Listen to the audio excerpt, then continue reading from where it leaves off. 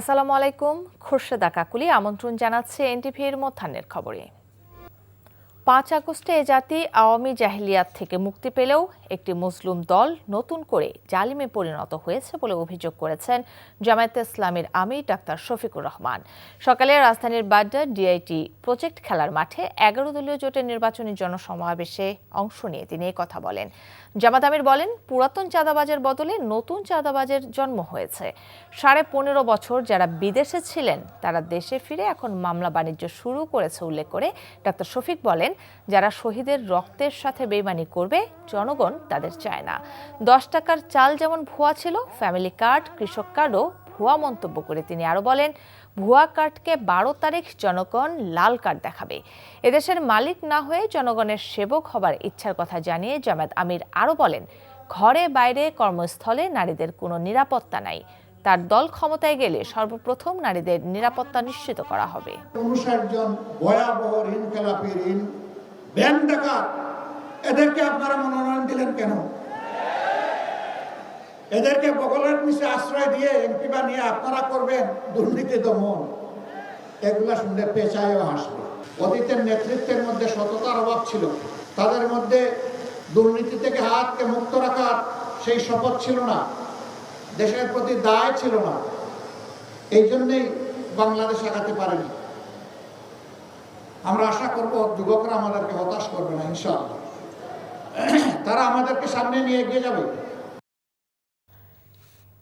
এই মুহূর্তে সমাবেশ স্থলে আছেন সহকর্মী জুবাইর প্রধান, সরাসরি যাচ্ছে তার কাছে।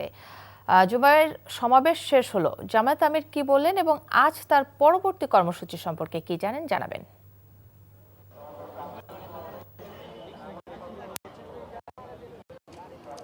কাকলি, কিছুক্ষণ আগেই এই যে এখানকার যে সমাবেশ বাড্ডা এলাকার সেটি শেষ হয়েছে, যেখানে সমাবেশ শুরু হওয়ার আগে থেকে আমরা দেখছি যে এখানে বাড্ডা, রামপুরা, ভাটারা যে এলাকাগুলো রয়েছে এখান থেকে মানুষের যে ঢল সেটি কিন্তু এখানে এসে সবাই এই মাঠে এসে জড়ো হয়েছেন। এখানে জামাত আমির প্রধান অতিথি হিসেবে ছিলেন। এটি ঢাকা ১১ আসন। এখানে এনসিবির আহ্বায়ক নাহিদ ইসলাম তিনি আসলে এখানে ১১ দলীয় জোটের পক্ষ থেকে তিনি প্রতিদ্বন্দ্বিতা করছেন। জামাতের আমির এখানে এসে তার যে বক্তব্য তিনি যেটি বলছেন যে নারীদের ব্যাপারে তিনি এখানে গুরুত্ব তুলে ধরছেন, অর্থাৎ ১১ দলীয় জোট ক্ষমতায় আসলে নারীদের ঘরে বাইরে এবং কর্মসংস্থানে তাদের যে নিরাপত্তার বিষয়টি সেটি তিনি এখানে জোরালোভাবে উপস্থাপন করেছেন। একই সাথে তিনি বলছেন যে বাংলাদেশকে এই দীর্ঘ সময়ের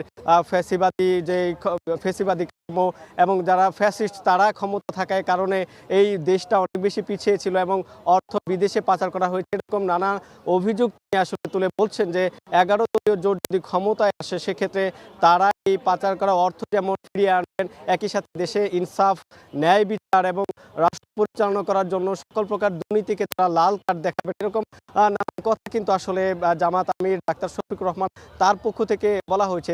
আপনি আরেকটা প্রশ্ন যেটি করেছেন যে তার যে পরবর্তী কর্মসূচি সেটি কিন্তু ফার্মগেট এলাকায় ঢাকা ১২ আসন, সাইফুল আলম খান মিলন জামাতের প্রার্থী, তার আসনে তিনি গণসংযোগ করবেন। সেখানে তারপরে সন্ধ্যায় তার যে নির্বাচনী এলাকা ঢাকা ১৫ সেখানে তিনি তার গণসংযোগ এবং নির্বাচনী প্রচারণা যেটি সেটিতে কিন্তু অংশ নেবেন। তো কাকলি, সমাবেশ স্থলে জামাত আমির যেমন প্রতিশ্রুতি দিচ্ছেন এবং বাকি যে সময়গুলো রয়েছে প্রচারণা, সেখানে তার যে নির্বাচনী আসন সেখানে কিন্তু তার গণসংযোগ এবং প্রচারণা করার কথা রয়েছে। তো এই ছিল আমার কাছে।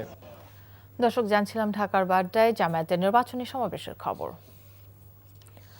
ঢাকা মহানগর উত্তরে আজ ৬টি পৃথক নির্বাচনী সমাবেশে বক্তব্য রাখবেন বিএনপি চেয়ারম্যান তারেক রহমান। ঢাকা ১৭ সংসদীয় আসনে নিজ নির্বাচনী এলাকার ইসিবি চত্বরে বেলা ২টায় প্রথম জনসভায় বক্তব্য দেবেন তিনি।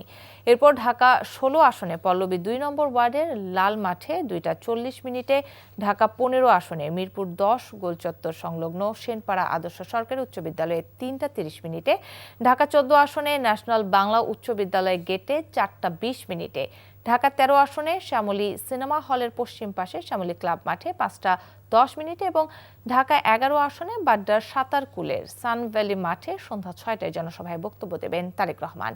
এছাড়া সোমবার নিজের নির্বাচনী এলাকায় এবং ঢাকা মহানগর দক্ষিণের ৭টি সহ মোট ৮টি নির্বাচনী জনসভায় যোগদান করবেন তারেক রহমান।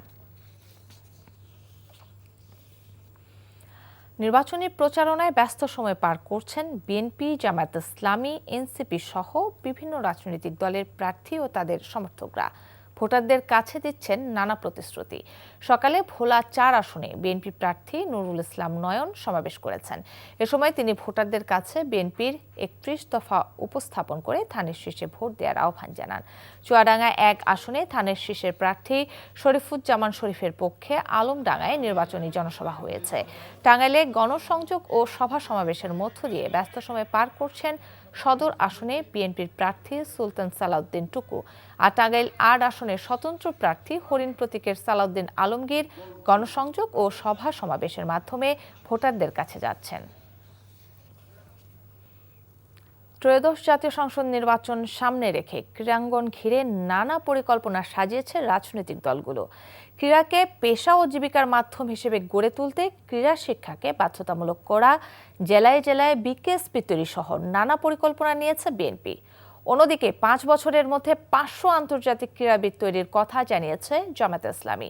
আর পূর্বাঞ্চলে ফুটবল স্টেডিয়াম ও অলিম্পিক পার্ক তৈরি করতে চায় এনসিপি। কুশল ইয়াসিরের রিপোর্ট। দেশে ক্রিকেট, ফুটবল সহ অর্ধশতাধিক ক্রীড়া ফেডারেশন রয়েছে। খেলোয়াড়, কোচ, কর্মকর্তা ও সংগঠকদের আকর্ষণ করতে নানা প্রতিশ্রুতি দিচ্ছে রাজনৈতিক দলগুলো। নির্বাচনী প্রচারে টুর্নামেন্ট আয়োজনেও নজর কেড়েছে। খেলাধুলাকে পেশা হিসাবে প্রতিষ্ঠিত করতে নানা পরিকল্পনা সাজিয়েছে বিএনপি। খেলোয়াড় অন্বেষণে নতুন করে ক্রীড়া বিভাগ চালু করতে চায় তারা। ক্রীড়া হলে পেশা, পরিবার পাবে ভরসা। আমরা খেলাধুলাকে পেশা হিসেবে প্রতিষ্ঠিত করতে চাই। আমরা জাতীয় শিক্ষাক্রমে ৪র্থ শ্রেণী থেকে যে কোনো 5টি ইভেন্টকে বাধ্যতামূলক করতে যাচ্ছি এবং আমাদের নতুন করে স্পোর্টসের নামে আমরা সারা বাংলাদেশ থেকে যারা যারা খুদে প্রতিভাবান খেলোয়াড় রয়েছে তাদেরকে অন্বেষণের মাধ্যমে আমরা ইনশাল্লাহ রাষ্ট্রীয়ভাবে তাদের, সরকারিভাবে তাদের পড়াশোনা এবং খেলাধুলার সকল দায় দায়িত্ব নেওয়া হবে। এদিকে আন্তর্জাতিক মানের ক্রীড়াবিদ তৈরি, পাশাপাশি স্পোর্টস সায়েন্স ইনস্টিটিউট প্রতিষ্ঠার পরিকল্পনা রয়েছে জামায়াতের। যুব এবং ক্রীড়া মন্ত্রণালয় বা বিভাগ যেটি আছে সরকারের, সেটাকে স্ট্রেনথেন করা, তাদের জন্য খেলাধুলা সহ তাদের স্বাস্থ্য, তাদের চিন্তার বিকাশ, তাদের মেধা এবং মননের বিকাশের জন্য যে সমস্ত ইতিবাচক কর্মসূচিগুলো নেওয়া উচিত এটা আমরা চিন্তা করেছি। আমরা দেখেছি যে বিদ্যমান কাঠামোতে যে সমস্ত বিষয়গুলো আছে যদি সেটা যথার্থভাবে প্রয়োগ করা হয় এবং যুবক তরুণরা বা ছাত্রছাত্রীরা যদি সুযোগ পায় এগুলোতে অংশগ্রহণের, তাইলে একটা বিরাট বড় স্কোপ সেখানে আছে। অন্যদিকে নারী পুরুষ সমান সুযোগ নিশ্চিত করা ছাড়াও নতুন বিশেষায়িত বিকেএসপি তৈরি করতে চায় এনসিপি। খেলার মাঠ তৈরি করা এবং প্রশিক্ষণের ব্যবস্থা করা, যারা ভালো তাদেরকে সুযোগ করে দেওয়া, সেই ধরনের ট্রেনিং সেন্টার এরকম পরিকল্পনা রয়েছে। ডিটেইল ইশতেহার হয়েছে একটা, আর আমরা 36টা পয়েন্ট দিচ্ছি প্রায়োরিটি লিস্ট। সেখানে আমরা তরুণদের জন্য কর্মসংস্থান থেকে বেশি প্রায়োরিটি দিচ্ছি, বাট স্পোর্টসের বিষয়ে আমাদের পরিকল্পনা আছে। নতুন সরকারের জন্য ক্রীড়া অবকাঠামো তৈরি ও উন্নয়ন হবে অন্যতম বড় চ্যালেঞ্জ।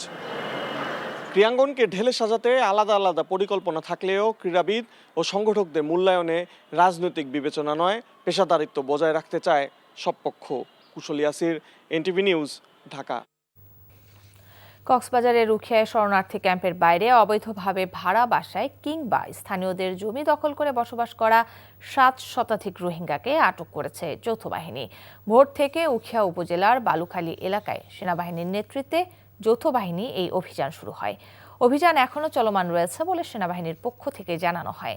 সেনাবাহিনীর পক্ষ থেকে জানানো হয়েছে, জাতীয় সংসদ নির্বাচনে রোহিঙ্গাদের ব্যবহারের শঙ্কা রয়েছে, তাই ক্যাম্পের বাইরে ছড়িয়ে থাকা রোহিঙ্গাদের নিয়ন্ত্রণে নিতে কঠোর অবস্থানে রয়েছে আইনশৃঙ্খলা বাহিনী।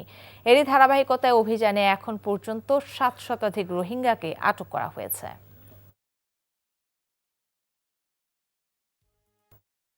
এই ছিল মধ্যাহ্নের খবরে। এই খবরের ভিডিও সহ আপডেট জানতে ভিজিট করুন এনটিভি অনলাইন www.ntvpt.com।